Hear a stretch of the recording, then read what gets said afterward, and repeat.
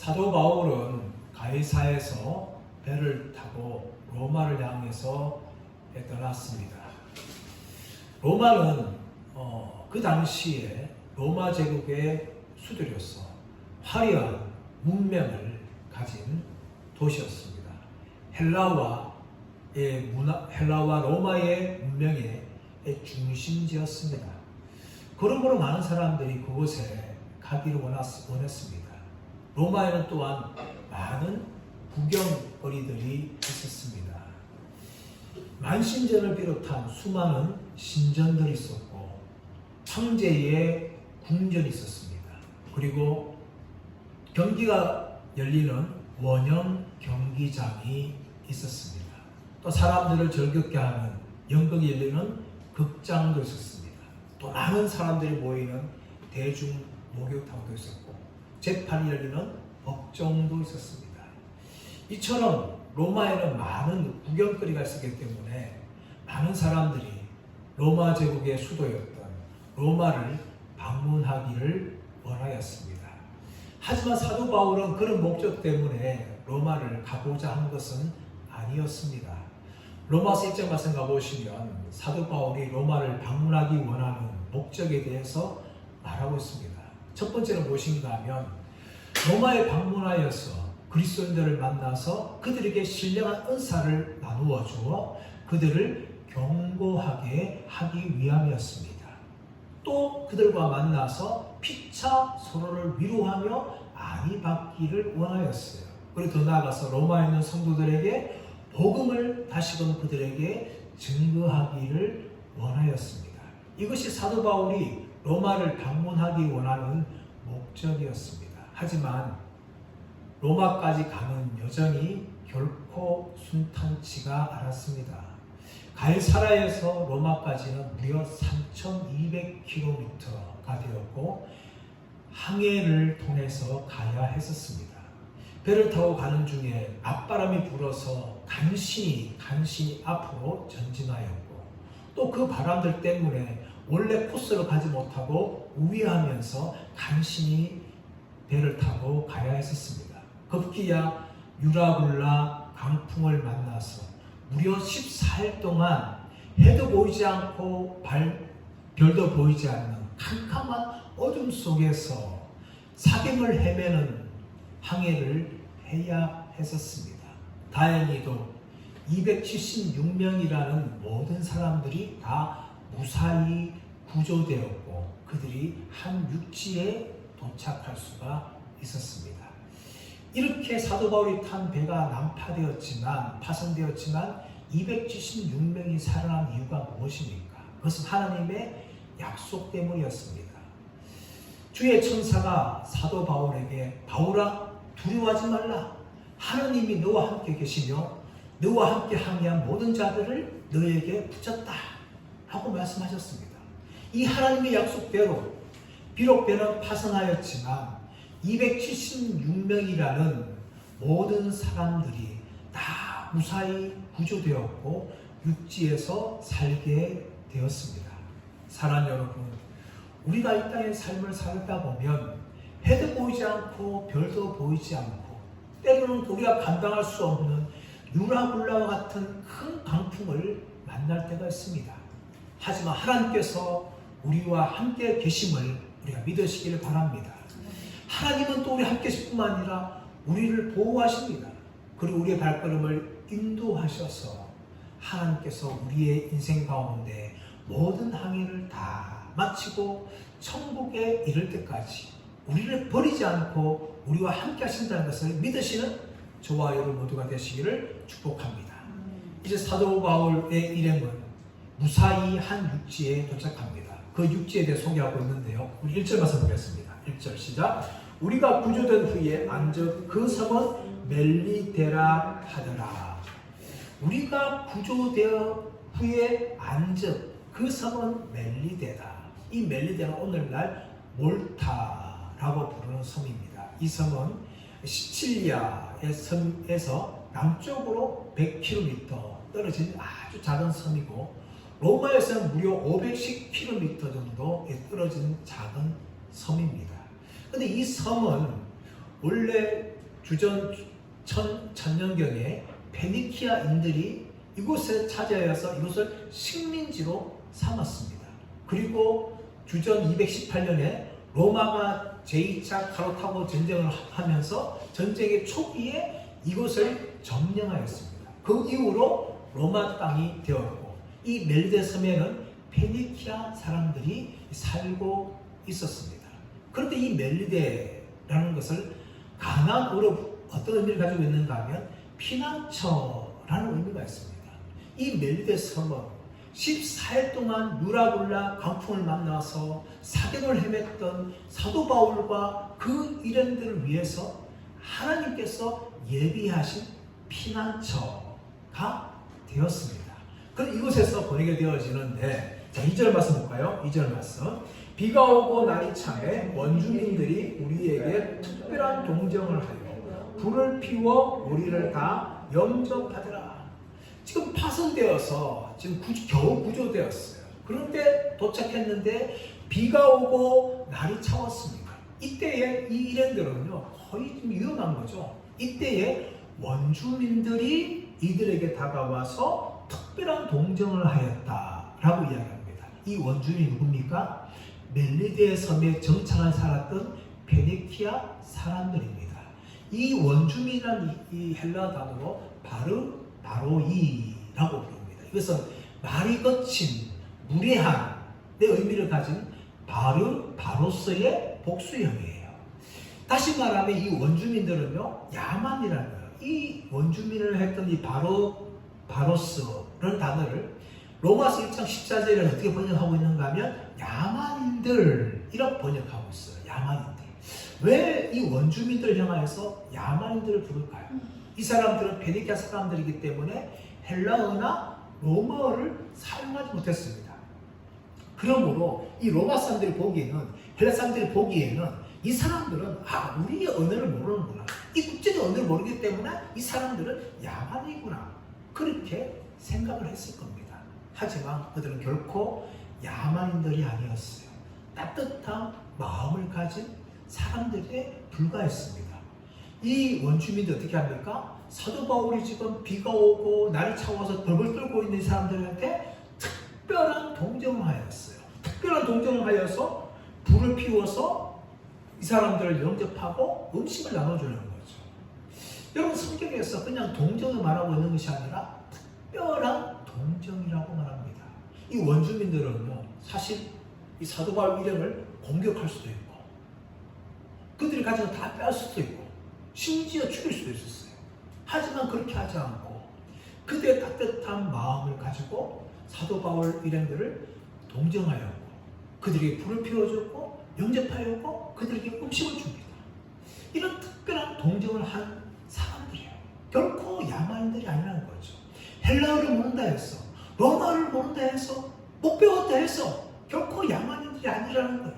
사람들은 많이 배운 자신들이 지식을 생각하고 현대를 생각하면서 못 배운 사람들에 향해서 이렇게 생각하는 경우가 종종 있습니다. 로마 사람들이 바로 로마어를 사용하지 못하는 사람들, 헬라 사람들이 헬라를 사용하지 못하는 사람을 향하여서 이렇게 이 사람들을 불렀다는 거죠. 하지만 이들은 따뜻한 마음을 가진 인간으로서 사도 바울 일행을 하여서 특별한 동정을 하였습니다. 여러분, 청교도도 마찬가지로 미국 땅에 도착했을 때, 아메리카 땅에 도착했을 때 특별한 동정을 받았습니다. 1620년 9월 16일에 이 선교도들은 신앙의 자유를 찾아서 영국 플리무스항을 떠나서 미국으로 향했습니다. 2달을 여행에 도착했는데 도착한 땅은 자신들이 예상했던 버지니아가 아니라 매사추세츠주에 도착을 하였어요.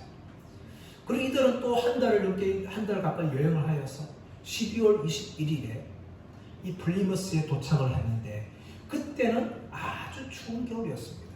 미국 동부 지역은요 겨울은 굉장히 춥습니다.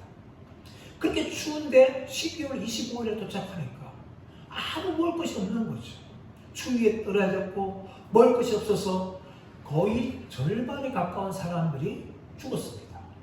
그때에 아메리카 인도인들이 이 청교도를 향하여서 특별한 동정을 합니다. 그들이 가진 식량을 나누어 줍니다. 또 그들이 가지고 있는 기술을 전수해요. 사냥하는 법, 낚시하는 법을 가르쳐주고 또 농사 짓는 방법을 가르쳐줍니다. 옥수수 재배하는 방법을 가르쳐주고 물고기를 통해서 비료를 만들어서 농사하는 방법도 다 가르쳐줍니다. 이로 인하여서 청교도들은 무사히 겨울을 보낼 수 있고 아메리카 땅에 정착하여서 신앙의 자유를 가지고 교회를 세우고 살아갈 수가 있었습니다. 우리 신앙의 조상들이었던 청교도들도 아메리카 인디안들의 특별한 통증을 받았어요. 여러분 마찬가지로 은둔의 땅 조선도 특별한 독립 받지 않았습니까? 전염병과 절대 가난으로 굶주리고 있던 이 조선의 백성들을 미국의 선지자들이 특별한 동정을 가지고 이 나라에 와서 복음을 뿌리고 사랑을 전달함을 통해서 오늘날 교회가 생겼습니다. 우리나라도 이처럼 특별한 동정을 받았어요. 또 우리 자신들도 생각해보면 많은 사람들로부터 특별한 동정을 받았다는 것을 우리가 기억할 수가 있습니다. 그러므로 우리도 우리가 받은 사랑을 생각하면서 우리보다 연약한 자들을 향하여서 특별한 동정을 하면서 살아가는 우리 모두가 되기를 예수님의 이름으로 축원합니다. 이제 3절 이하에서 사도 바울은 뜻하지 않은 사건을 만나게 됩니다. 자, 3절 말씀 볼까요? 시작. 바울이 나무 한 묶음을 거두어 불에 넣으니 뜨거움으로 말미암아 독사가 나와 그 손을 물고 있는지라. 자, 바울이 나무 한 묶음을 묶어가지고 가져와서 불에 넣으려고 했어요. 그 순간 그 나무 속에 있는 독사 한 마리가 나와서 사도 바울의 손을 덥석 문 거예요. 성경은 분명히 독사라고 이야기합니다. 이 독사는 에드키나라는 단어인데 성경은 분명히 독사가 사도 바울의 손을 물었다라고 이야기해요. 이것을 보자. 자, 원주민 어떻게 말합니까? 4절 말씀 시작. 원주민들이 이 짐승이 그 손에 매달려 있음을 보고 서로 말하되 진실로 이 사람은 살인한 자로다. 바다에서는 구조를 받았으나 공의가 그를 살리지 못하게 함이로다. 자, 원주민들이 사도 바울 손에 뱀이 물리는 걸 봤어요. 그러면서 어떻게 합니까? 원주민들이 이 짐승이 그 손에 매달렸음을 보고 서로 말했다는 거예요. 3절에서는 독사라고 표현하지만 4절에서는 이 짐승이라고 말합니다. 독사는 에드키나라고 부르지만 이 짐승이라는 단어는 데리온, 이런 작은 짐승을 이야기합니다. 그런데 아리스토텔레스와 같은 철학자들이나 그 당시의 의학 저술가들은 뱀이 있는 독이 있는 뱀을 향하여서 짐승이라고 불렀어요. 데리온이라고 불렀어요. 그러니까 원주민이 표현하는 짐승이란 말은 단어나 3절에 나오고 있는 에드키나 독사라는 것은 같은 의미를 가지고 있는 거예요. 원주민들 보니까 이 독사가 사도 바울의 손을 물고 있는 거예요. 어떻게 말합니까? 자, 4절 하반절 말씀 보시면 진실로 이 사람은 살인한 자도다. 바다에서 구조를 받았으나 공의가 그를 살지 못하게 함이로다. 우리 지난주에 말씀을 나누었지만 바다는 어떤 곳인가 하면 범죄자들을 심판하는 장소라고 고대인들을 생각했어요. 그러므로 사도 바울은 바다에서 이 사람이 살았는데 뱀이 독사가 저 사람을 물어보니까 공의가 그를 심판하고 있구나 라고 생각하는 거예요. 이 공의라는 헬라어가 디케라는 단어인데 두 가지 의미를 다루고 있습니다. 하나는 이 공평과 심판을 하는 여신인 디케를 말하고 있는 거예요. 또 더 나아가서는 이 공정한 재판을 공의라고 이야기합니다. 이 두 가지 의미가 복합적으로 사용될 수 있는데 원주민들 무슨 생각하고 있는가 하면 이 공의와 정의의 심판인 여신 디케가 이 사도 바울을 바다에서는 살려주었지만 뱀을 통해서 심판하고 있구나, 그렇게 생각한 거죠. 자, 그러자 사도가 어떻게 합니까? 자, 5절 말씀 보시면 바울이 그 짐승을 그에 떨어 버림에 조금도 상함이 없더라. 바울이 그 손에 있는 독사를 그냥 뜯었어요. 그냥 불에 던져버렸어요. 근데 독사에 물리는데 아무 상함이 없다는 거예요. 여기에 대해서 어떤 학자들은 그 뱀은 독사가 아니었다.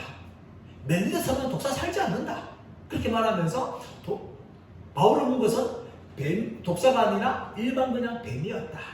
그렇게 주장을 합니다. 하지만 우리가 이 본문을 보게 되어지면 분명히 독사라는 것을 우리가 인정할 수 있는 거죠. 누가 의사로서 사도 바울을 물었던 뱀이 그냥 평범한 뱀이 아니라 에드키나 독사라고 분명히 이야기하고 있고, 원주민들도 독사가 물었기 때문에 공의가 저를 심판하고 있다. 그렇게 말하고 있는 거죠. 그러므로 이 뱀은 그냥 평범한 뱀이 아니라 정말 사도 바울을 죽일 수 있는 그런 독사였어요. 그런데 사도 바울은 어떻습니까? 그냥 손을 틀어서 그 뱀을 불에 던지고 그 후로 아무 상함이 없는 겁니다. 그러자 원주민 어떻게 반응합니까? 6절 말씀 시작. 그들은 그가 붙든지 혹은 갑자기 쓰러져 죽은 줄로 기다렸다가 오래 기다려도 그에게 아무 이상이 없음을 보고 돌이켜 생각하여 말하되 그를 신이라 하더라. 원주민들 분명히 독사에 물렸기 때문에 붙든지 쓰러지든지 죽든지 해야 되는데 아무 지금 문제가 없는 거예요. 그래서 어떻게 생각합니까? 사도 바울이 살인자가 아니라 이 사람은 신이구나. 그렇게 살인자에서 갑자기 신으로 사도 바울을 생각합니다. 여러분, 이것이 일반 군중의 모습이 아닙니까? 군중은 그렇게 너무나 바뀌기 쉬운 거죠. 사도행전 14장 말씀 가보시면 사도 바울이 나면서 앉은 사람을 보게 되죠. 걷지 못한 사람을 보게 되면서 그에게 말합니다. 일어서라, 걸어라. 그렇게 말하니까 이 사람이 갑자기 자리에서 일어나서 걷게 되는 거예요. 그러자 주위에 있는 사람들 어떻게 합니까? 신들이 사람의 형상을 가지고 우리한테 내려왔다 하면서 바울은 헤르메스, 바나바는 제우스를 하면서 그들에게 제사를 하려고 하는 거예요. 그래서 사도 바울이 놀라서 옷을 찢는 깜짝 놀라면서 뭐라 말합니까? 아니 형제들아, 우리는 여러분같이 똑같은 인간에 불과하다 하면서 제사를 겨우 말리는 장면이 나옵니다. 이것이 군중들의 모습이죠. 군중들이 이렇게 쉽게 바뀔 수가 있는 것입니다. 이 멜리테의 원주민들은 뱀이 독사가 물 때에 사도 바울을 향하여서 살인자라고 이야기했지만 사도 바울이 아무 문제가 없으니까 그건 신이다 그렇게 반응하는 거죠. 이것이 사람들의 모습이라는 것입니다. 여러분, 6절에서 우리는 더 이상 말하고 있지 않는 부분을 우리가 추천할 수 있는 건 무엇인가 하면 사도 바울이 원주민들이 자신을 향하여서 신이라고 생각할 때에 저는 결코 사도 바울이 그냥 가만히 있지 않았을 거라 생각합니다.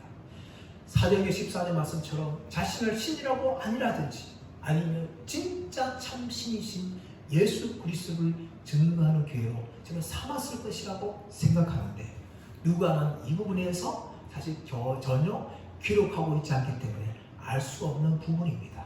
이처럼 이렇게 되어지자 이제 사도 바울은 더욱더 이제 사람을 고치는 일을 하게 되는데요. 우리 7절 말씀 볼까요? 7절 시작. 이 섬에서 가장 높은 사람 보블리오라 하느니가 그 근처에 토지가 있는지라 그가 우리를 영접하여 사흘이나 친절히 머물게 하더니 이 멜리데 섬에서 가장 높은 사람, 이 가장 높다는 것은 다른 말로 제일 먼저 가는 첫째 된다 이런 의미가 있는데 보블리아 사람이 있어요. 이 보블리 가장 높은 사람이 누군가에 대해서 성경은 이야기하고 있지만 추측하기는 아마도 이 멜리데의 원주민들의 추장이든지 아니면 멜리데를 관할하고 있는 시칠리아라는 큰 섬에서 파견된 특사든지 아마 그 중에 한 명이었어요. 근데 이 사람이 누군지는 모르지만 보블리아라는 이름을 가지고 있었고 이 사람이 멜리데의 토지들을 많이 가지고 있는 부자였다는 것을 알 수가 있어요. 이 부자였기 때문에 어떻게 합니까? 사도 바울 일행을 영접하고 사흘씩이나 친절히 머물게 했다는 것을 볼 수가 있습니다. 물론 이 우리라는 것은 276명은 단어는 아니었을 거예요. 사도 바울 일행을 사흘 동안 자기 집에 데리고 오고 친절히 머물게 했는데 자 8절 말씀 보시면 보블리오 부친이 열병과 이질에 걸려 누워있거늘 바울이 들어가서 기도하고 그에게 안수하여 낫게 하매 보블리오의 부친이 열병과 이질에 걸렸어요. 이 열병은 멜리데와 지브롤타 이 지중해 연안에 유행했던 말라리아입니다. 말라리아. 그리고 이질이라는 것은 아메바성 이질인데 이 보블리오의 부친이 이 열병과 이질의 복합 증세를 가지고 있는 거예요. 사실 굉장히 위험한 거죠. 자, 그런데 사도 바울이 들어가서 기도하고 그에게 안수하여 낫게 했다는 거예요. 사도 바울이 들어가서 기도하고, 기도가 뭡니까? 주님께 기도하여서 치유를 해달라고 기도한 거죠. 또 그리고 손을 얹어서 안수하니까 그 즉시 나았다는 겁니다. 여러분, 이것을 보면서 사도 바울의 치유 행위는 오늘날 은사자들이라든지 아니면 이상한 기도에서 행해지는 그 치유의 모습과 전혀 다르다는 것을 볼 수가 있습니다. 사도행전 수많은 치유가 나옵니다. 때로는 말로서 명령할 때 고침받게 되어지고, 때로는 손을 얹어서 기도하면 고침받게 되어지는데, 바로 즉시 고침받는 현상이 일어났다는 겁니다. 사울이 고침받고 나홀이 고침받고, 그것이 아니라 말로 하기만 하면, 또 손을 얹어 기도하기만 하면 즉각적으로 고침받았다는 것입니다. 이런 모습은 오늘날 이 치유의 모습과 전혀 다르다는 것을 볼 수가 있습니다. 오늘날 교회에서나 또 이상한 은사주의자들이나 또한 기도원에서 행해지는 모든 것들은 어쩌면 사기에 가깝습니다. 사기. 그리고 거짓 능력들이에요. 행하는 모습을 보십시오. 상처를 손으로 막 휘어팝니다. 그리고 막 사람을 때립니다. 그리고 낫지 않아요. 어떤 사람은 오히려 죽습니다. 왜 이런 일을 합니까? 그것은 주님이 행하신 능력이 아니라 사기에 가깝던 거짓 선지자들의 모습이라는 것입니다. 오늘 이런 치유의 모습과 성경이 나오고 있는 치유는 완전히 다르죠. 즉각적으로 일어나게 되죠.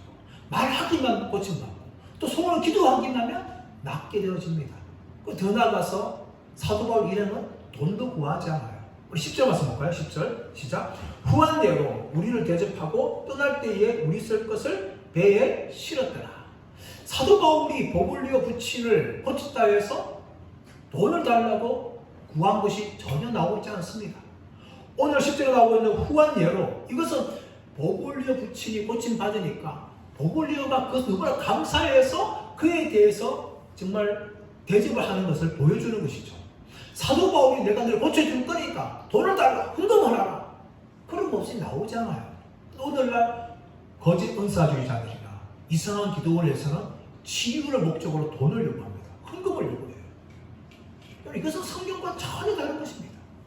하나님 원하신 결코 아니에요, 여러분. 사도 바울은 보블리오 부친, 분명히 보블리오는 그 성에서 가장 높은 사람이었고 막대한 토지를 가지고 있었기 때문에 재산 많은 사람이었습니다. 그렇다면 사도 바울이 얼마든지 돈을 요구할 수 있었어요. 하지만 사도 바울은 그런 행위를 하지 않습니다. 이런 모습은 오늘날 거짓 선지자들 행하는 것과 전혀 다른 것이죠. 이렇게 사도 바울을 고침하니까 어떤 일이 납니까? 그 섬에 환자들이 나옵니다. 자, 9절 말씀 시작. 이러므로 섬 가운데 다른 병든 사람들이 와서 고침을 받고, 이러므로 섬 가운데 다른 병든 사람들이 와서 고침을 받았다는 거예요. 누가복음 4장 말씀 가보시면 예수님께서 베드로의 장모가 열병 든 걸 보고 열병을 고쳤습니다. 그러자 그 즉시 열병이 떠나가고 베드로의 장모가 잔디에 앉아서 예수님과 제 아들을 대접하는 장면이 나옵니다. 근데 그 소식이 동네에 퍼졌어요. 해질 무렵 어떻습니까? 온갖 병자들이 예수님께 나옵니다. 나오자 예수님께서 일일이 그들에게 손을 얹어서 안수함을 통하여 그들을 고치는 장면이 나옵니다. 이런 모습이 사도 바울과 굉장히 비슷하죠. 사도 바울은 참으로 너무 많이 예수님을 닮았어요. 그가 고난받는 것도 예수님을 닮았고, 이렇게 기적을 행하는 것도, 치유를 행하는 것도 예수님을 닮은 모습으로 참 많이 등장합니다. 사도 바울은 병자들을 일일이 다 기도하고 그들을 다 고쳐주고 이제 이곳을 떠나게 되어집니다. 자, 11절 말씀 시작. 석 달 후에 우리가 그 섬에서 겨울을 난 알렉산드리아 배를 타고 떠나니 그 배의 머리 장식은 디오스구로라. 석 달 후에. 석 달 후라는 것은 이제 멜리데 섬에 도착한 지 석 달이 지났다는 거죠. 사도 바울이 도착한 것은 이제 11월 중순이었어요. 11월 중순에서 석 달이 지난 후면 2월 중순이 됩니다. 그래서 사도 바울 일행이 다시금 배를 타고 로마로 가려고 하였습니다. 이 지중해 겨울은 사실은 10월 중순부터 시작해서 3월 때까지가 사실 항해하기가 굉장히 힘든 기간입니다. 특별히 11월 달부터 2월 달까지, 2월 중순까지는 굉장히 이 바람이 많이 불어서 항해가 아예 불가능했어요. 하지만 사도 바울이 이제 2월 중순이 지나갔기 때문에 좀 항해가 어려울 수 있지만 로마로 가려고 그렇게 배를 타게 되어지는데, 자, 로마로 탄 배가 어떤 배입니까? 알렉산드리아 배라고 이야기합니다. 이 알렉산드리아 배는 앞에서 파선한 그 배가 아니라 다른 배입니다. 멜리데에서 겨울을 보내고 다시 로마로 출발하려고 하는 다른 알렉산드리아 배입니다. 이 배에 뭐가 있었어요? 그 배의 머리 장식은 디오스구로라. 그 배의 머리 장식은 디오스구로라. 이 디오스구로라는 것은 쌍둥이 형제라는 의미를 가지고 있어요. 이 디오스구로 쌍둥이 형제인데 이들은 뭔가 하면은 이 알렉산드리아 배 이물, 배머리 쪽에 양편에 붙이는 신의 형상들인데, 이 신은 제우스의 쌍둥이 아들이 카스트로와 폴룩스라는 신들이에요. 이 신들은 항해의 신으로 부름받고 있고 이 선원들의 보호자라고 숭배받는 그런 신들입니다. 제우스의 두 아들인 이 카스트로와 폴룩스라는 이 신의 형상들을 붙인 그런 알렉산드리아 배라는 거죠. 이 배를 타고 이제 사도 바울이 떠나게 되어지는데, 자, 12절 보시면 수라구사에 대고 사흘을 있다가, 수라구사에 대고 사흘을 있다가, 이 수라구사는 멜리데 섬에서 북동쪽으로 150km 정도 떨어진 시칠리아 섬에 있는 수도에 해당하는 곳입니다. 이 수라구사에 도착한 거죠. 이 수라구사에서 사흘을 머물게 되었습니다. 그리고 거기서 불러서 레기온에 이르렀다라고 이야기합니다. 이 레기온은 이탈리아 반도 발끝에 있는 항구 도시입니다. 이 항구 도시인 레기온에 이르러고 하루를 지냈어요. 또 하루를 지난 후에 남풍이 일어나므로 이튿날 보디엘에 이르렀다라고 이야기합니다. 레기온에서 보디올까지는 무려 340km가 거리입니다. 그런데 남풍이 불으니까 뭡니까? 이틀 만에 이 보디올에 도착한 거죠. 이 보디올은 이탈리아의 중부 쪽에 있는 항구인데, 이 항구에서 이 로마까지는 220km 떨어진 로마의 관문입니다. 관문.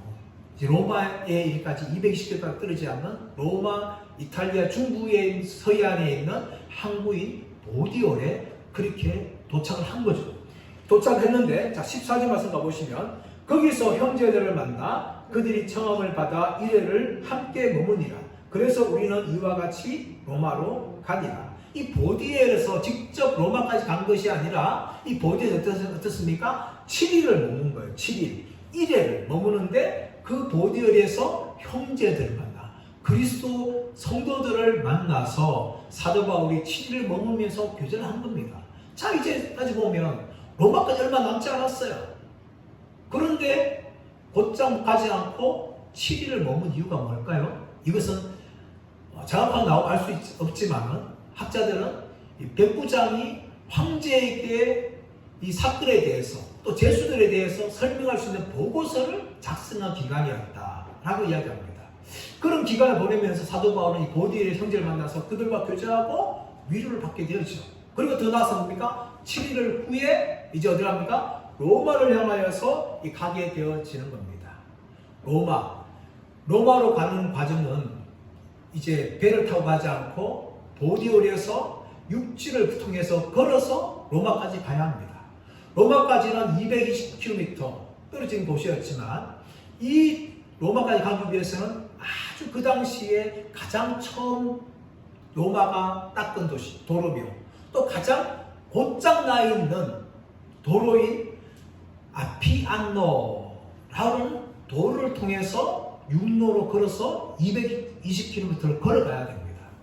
220km는 사실 장정도에 의하면 6일 정도를 걸어가면 충분히 걸어갈 수 있는 길인데, 이 길을 이제 사도 바울이 걸어가게 되어지는데, 이 아피안노라는 도로는 단지 그냥 잘 닦인 도로만 하는 것이 아니라 로마의 장군들이 전쟁에서 승리할 하고 난 후에 로마로 개성할 때에 통과했던 그런 개성 장구에 서는 도로였어요. 그러므로 사도 바울이 이 도를 통해서 로마로 들어갔다는 것은 단지 그는 미길수의 몸으로 로마로 들어가는 것이 아니라 승리자의 모습으로 로마를 향해 들어가고 있다는 것을 보여주는 것입니다. 왜 사도 바울이 승리자입니까? 사도 바울은 알렉산더 배를 타고 왔을 때에 무려 14일 동안 유라굴라 광포를 만나서 좀 위기를 당하였지만 사도 바울은 결코 죽지 않았습니다. 또 사도 바울을 통하여서 276명의 사람들이 다 무사히 살아났어요. 그렇기 때문에 사도 바울은 그 이름들과 함께 승리자로서 지금 로마를 지금 들어가고 있는 거예요. 이렇게 승리자로서 들어가고 있을 때에 사람들이 마중을 나옵니다. 자, 15절 말씀 시작. 그건 형제들이 우리 소식을 듣고 아피오 광장과 그레이스 타베르네까지 맞으러 오니 바울이 그들을 보고 하나님께 감사하고 담대한 마음을 얻으니라. 사도 바울이 아피아노라 도를 향해서 걷고 있을 때에 아피오 광장과 또 트레이스 타베르네까지 로마에 있는 형제들이 마중을 나옵니다. 이들은 소식을 듣고 사도 바울이 로마로 온다는 말 듣고 그냥 로마에서 그냥 기다리는 것이 아니에요. 그들은 로마를 향하고 오고 있는 사도 바울을 향해서 마중을 나오는데 아피오 광장까지 나옵니다. 이 아피오 광장은 로마에서 65km 떨어진 이 광장이었고, 트레이스 타베르네라는 것은 세계의 여관이라는 의미를 가지고 있어요. 이 트레이스 타베르는 세계의 여관이 있는 장소가 있는데 그 세계의 여관이 있던 그 장소까지, 로마에서 50km 떨어진 그 장소까지 각각 성도들이 나와서 마중을 나오는 거죠. 마중을 나와 사도 바울이 그들을 만나게 되어지는데 그들 통해서 어떻습니까? 하나님께 감사하고 담대한 마음을 얻었니라 라고 이야기하고 있습니다. 이것은 무엇을 보여주는 것입니까? 사도 바울이 이들을 통해서 위로를 받고 그들을 통해서 대접받고 있는 모습을 보여주고 있는 것입니다. 로마에 있는 성도들은 사도 바울이 온다는 말 듣고 그냥 가만히 있지 않았습니다. 그들은 사도를 만나기 위해서 속히 달려왔고 로마에서 65km 떨어진 아피오 광장과 또 기다렸고 또 로마에서 50km 떨어진 트레이스 타베르네까지 와서 사도 바울을 만나고 사도 바울을 영접하면서 사도 바울과 교제하였고, 그로 인하여 사도 바울은 하나님께 감사하고 그들로 인하여서 담대한 마음을 얻게 되었다라고 이야기하고 있습니다. 사랑하는 여러분, 사도 바울이 로마에 온 목적이 뭡니까? 로마에 온 목적은 로마의 그 화려한 문명을 가진 로마를 구경하기 위해서, 관광하기 위해서 온 것이 아니라 형제들을 만나서 신뢰와 은혜를 나누어 주어 그들의 믿음을 견고케 하고 또 서로 피차 위로받고 격려받기 위해서 왔고 또 그들에게 복음을 증거하기 위해서 왔습니다. 그런 목적으로 왔던 사도 바울이 로마에서 형제들을 보면서 위로를 받고 하나님께 감사하게 되었고 또 그들을 통해서 담대한 마음을 얻게 되었다라고 이야기합니다. 사랑하는 여러분, 오늘날 교회의 모습이 저는 이런 모습이 되어야 된다고 생각합니다. 형제들 간에 교제할 때에 서로 위로하고 서로 격려하고 서로 아픔을 나누면서 함께 세울 수 있는 그런 교회가 되어야 됩니다. 근데 오늘날 교회는 자신들의 마음을 오픈하지 않습니다. 혹시라도 오픈하게 되어지면 상처받을까, 자신의 비밀이 다른 사람들에 알려질까 하는 마음 때문에 그냥 거칠로만 인사하고 그냥 돌아가는 이상한 교회가 되고 있어요. 그것은 올바른 교회 모습이 아닙니다. 교회는 어떤 곳입니까?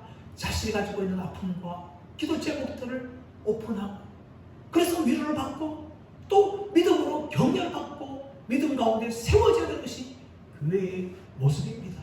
저 우리 예수님교회가 그런 모습 되기로 나왔고 우리나라에 있는 모든 교회들이 그런 교회들이 되기를 축복합니다. 그리고 더 나아가서 여러분, 우리가 천국에 들어갈 때에 우리보다 먼저 천국에 입성한 성도들이 우리를 마중 나온다는 것을 우리가 바라보며 이 땅에서 믿음의 길을 걸어가야 될 줄 믿습니다. 그들은 무엇보다 먼저 이 땅에서 우리가 달려가는 모습을 보면 격려할 것입니다. 그리고 우리도 믿음 길을 다 마치고 천국에 들어갈 때 잘했다 형제요, 잘했다 친구요 하면서 우리를 격려할 거예요. 그래서 방법에서 우리는 이 땅에서 끝까지 믿음의 길을 걸어가야 될 줄 믿습니다. 때로는 유라굴라 같은 강풍을 만날 수가 있어요. 때로는 14일 동안 해도 보이지 않고 별도 보이지 않는 그런 고난을 통과할 때가 있습니다.